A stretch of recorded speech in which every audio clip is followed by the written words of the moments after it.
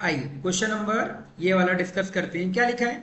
If function has fundamental period of 8 pi then n equal to. चलिए पहले थोड़ा सा एक कॉन्सेप्ट बता देता हूं कि अगर कभी एफ एक्स अपॉन जी एक्स हो, है ना, एफ एक्स प्लस माइनस जी एक्स हो, तो हमेशा हम लोग एलसीएम निकालते हैं। किसका एलसीएम निकालते हैं?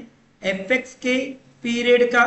मान लीजिए एफ एक्स का पीरियड अगर टी1 है और मान लीजिए जी एक्स जिसका पीरियड टी2 है, तो दोनों का अगर मैं एलसीएम निकालूंगा तो ये एक आपका रूल होता है। ठीक है, ये हार्ड एंड फास्ट रूल नहीं है। बेसिकली जो मेन रूल तो फंडामेंटल पीरियड का ये है कि अगर आपका F of x plus T मैं कैलकुलेट करूं तो वो आपका एफ ऑफ एक्स के बराबर में आना चाहिए, और जो यहाँ पे जो टी होगा दैट विल बी इस क्या बच्चे आपका फंडामेंटल पीरियड कहलाएगा। क्लियर है बच्चे आप सभी का?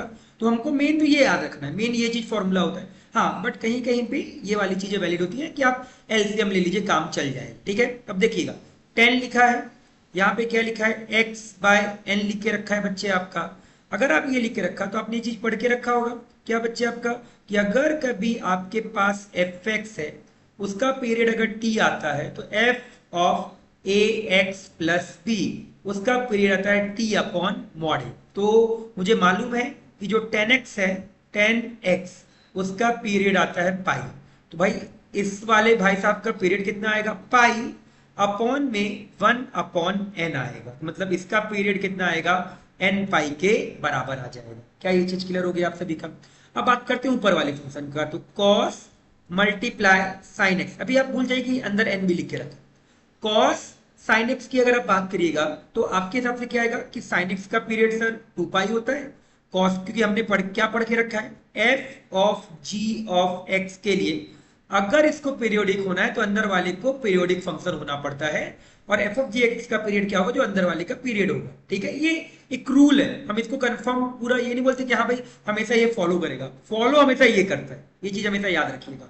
तो इसके अकॉर्डिंग इसका पीरियड कितना आना चाहिए था? 2 पाई।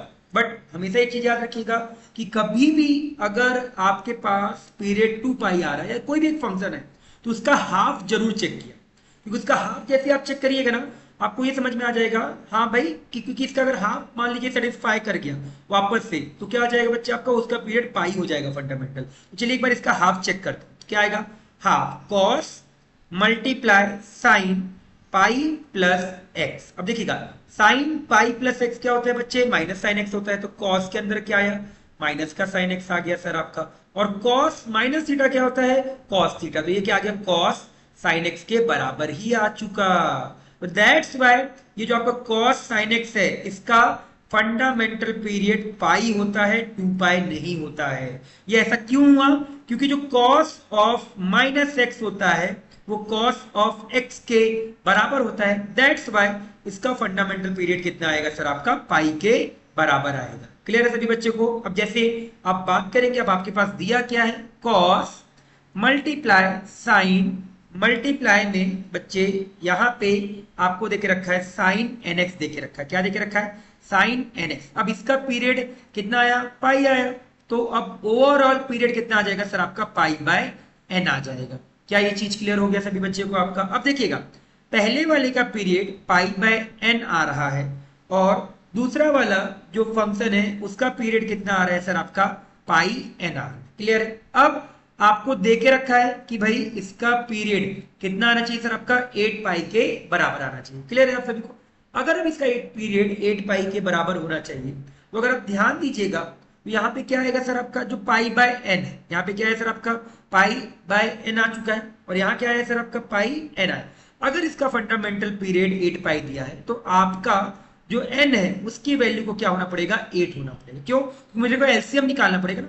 अगर आप एलसीएम निकाल रहे हो pi by n multiply pi multiply n का अगर आप एलसीएम निकालो तो एक जगह को तो 8 पाई होना ही पड़ेगा ना, क्योंकि अगर आप देखिएगा तो ये क्या आएगा? पाई बाय 8 आएगा, ये क्या आएगा सर आपका? 8 पाई आएगा। तो अगर आप देखिएगा तो यहाँ से पाई तो बाहर निकालो तो 1 बाय 8 और 8, अगर आप इसका एलसीएम लो तो यहाँ से जाके क्या आएगा सर आपका? 8 आता। क्या ये चीज क्लियर हो गया सभी बच्चे को आपका? कैसे निकालते हैं फ्रैक्शन नंबर का एलसीएम? कैसे निकालते हैं? जैसे P upon Q R by S. अगर मेरे को इसका एलसीएम निकालना है तो क्या होगा? एलसीएम किसका? पी कॉमा आर का, और एचसीएफ किसका? एचसीएफ सर आपका Q कॉमा S का। तो यहाँ पे 1 और 8 का एलसीएम निकलेगा और एचसीएफ किसका निकलेगा सर आपका 8 और 1 का। तो एलसीएम 1 और 8 का एलसीएम कितना होता है 8, एचसीएफ कितना होता है 1। ये कितना आंसर आ गया सर आपका 8 आ गया। पाई तो पहले से मल्टीप्लाई था, दैट्स वाई क्या आ गया 8 पाई। तो इस वाले का जो करेक्ट आंसर आएगा n इज इक्वल टू कितना आएगा सर आपका 8 आएगा। यही इसका क्या है बच्चे आपका आंसर है।